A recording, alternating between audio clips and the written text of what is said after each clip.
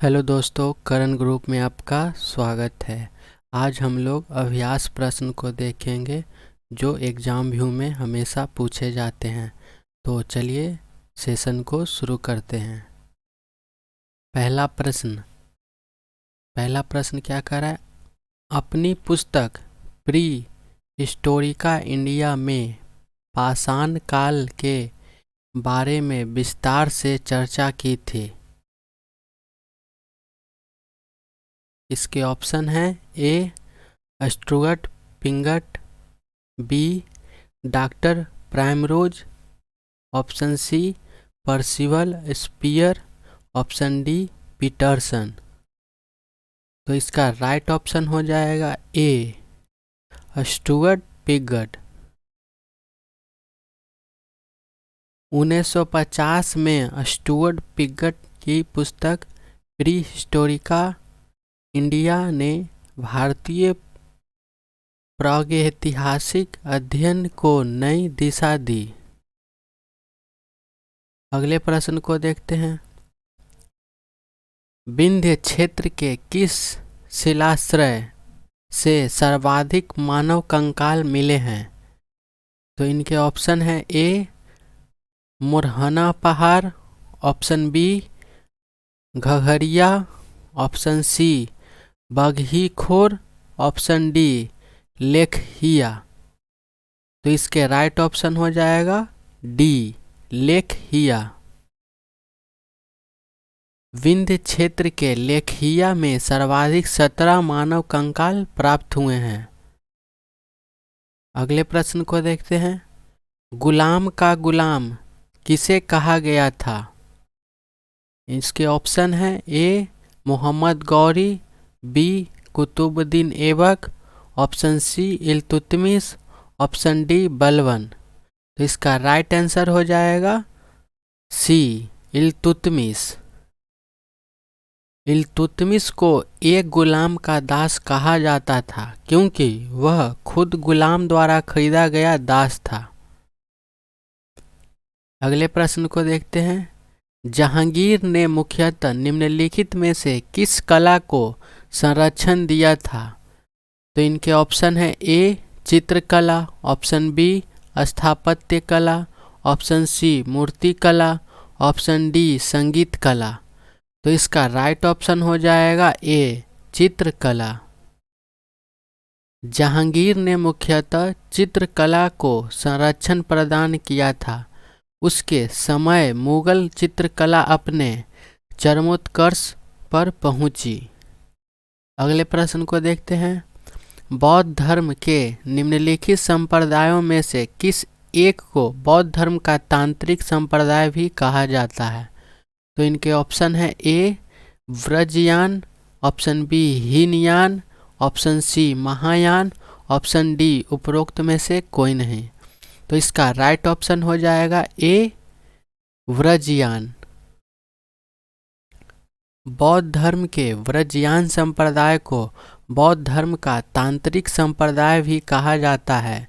यह मध्यकालीन भारत में विकसित हुआ और तिब्बत, भूटान और पूर्वी एशिया में फैल गया। अगले प्रश्न को देखते हैं।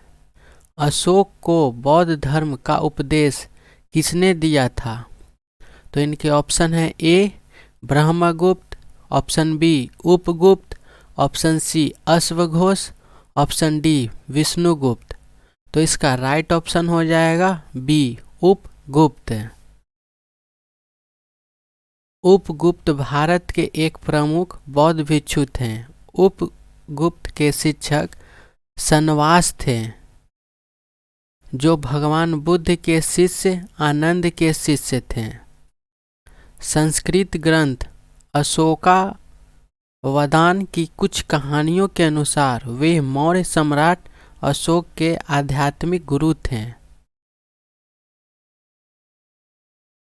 अगले प्रश्न को देखते हैं। बौद्ध धर्म का पवित्र ग्रंथ कौन सा है? तो इनके ऑप्शन है: A Buddhacharita, option B Mahabhashya, option C Madhyama Karika, option D Tripitaka. तो इसका राइट ऑप्शन हो जाएगा डी त्रिपिटक। बौद्ध धर्म के पवित्र ग्रंथ को त्रिपिटक के नाम से जाना जाता है।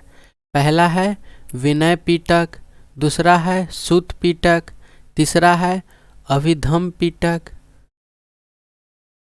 अगले प्रश्न को देखते हैं।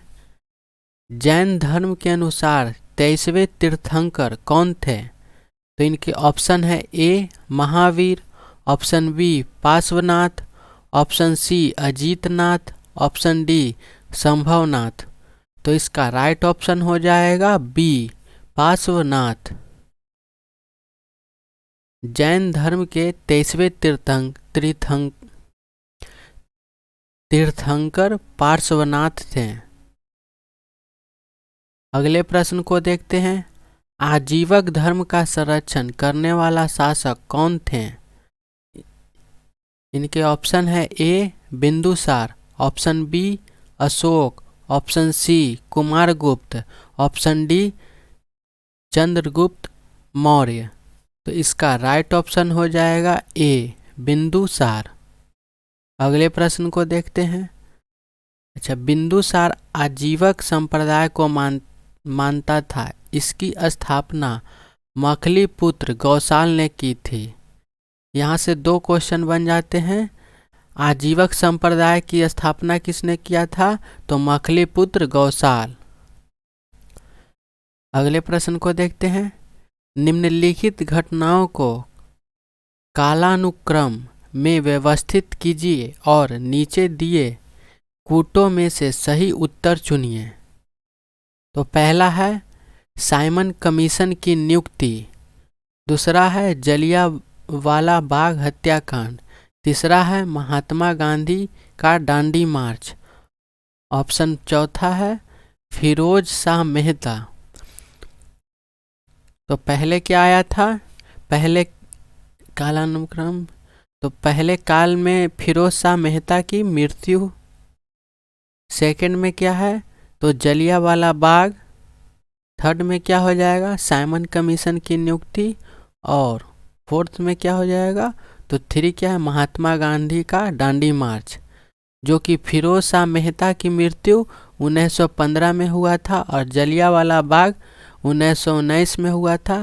शॉर्ट डेट 13 अप्रैल 1919 जलियांवाला बाग, और फिरोज शाह मेहता का शॉर्ट डेट 15 नवंबर 1915। तीसरा में है साइमन कमीशन की नियुक्ति 8 नवंबर 1927 को, और महात्मा गांधी का दांडी मार्च तो 12 मार्च 1930। तो आज के सेशन को हम लोग यहीं पर समाप्त करते हैं। धन्यवाद।